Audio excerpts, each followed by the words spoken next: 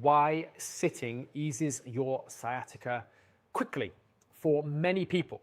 Why this action of just taking the weight off your legs starts to ease that sciatica immediately. And it runs counter to a lot of what we talk about. And hopefully if you guys can understand precisely why you find sitting eases the symptoms of sciatica, or maybe those symptoms of back pain, where you feel like you're taking pressure off, then you can understand why this is a particularly difficult trap to fall into.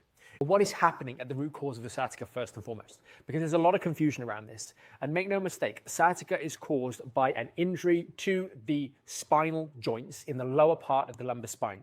It is an injury down here to L4-5, which is this one, and L5-S1, which is this last one between the green and the orange, that is irritating the nerve roots. These little nerve roots go on somewhere around about here where my finger is pointing to form the sciatic nerve. That is what is causing your sciatica. An injury down here is causing symptoms down the leg. There's a reason for that, right? But the action of sitting, the reason that feels better is just because you're changing the space of the holes.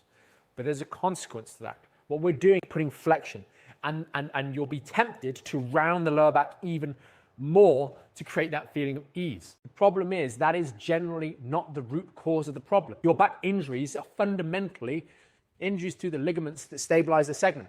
And so you going and doing that all the time is only making the problem worse. You don't want to stand up again because it hurts. You're just allowing this issue to get worse and worse and worse. There might well be some other things like bits of disc bulge that are also filling those holes. And by changing the size of that hole changes the pressure. And if there's nerves in there that are a little bit sensitized because of the injury that we've had for maybe a duration of time, it's going to re-aggravate and provoke those symptoms.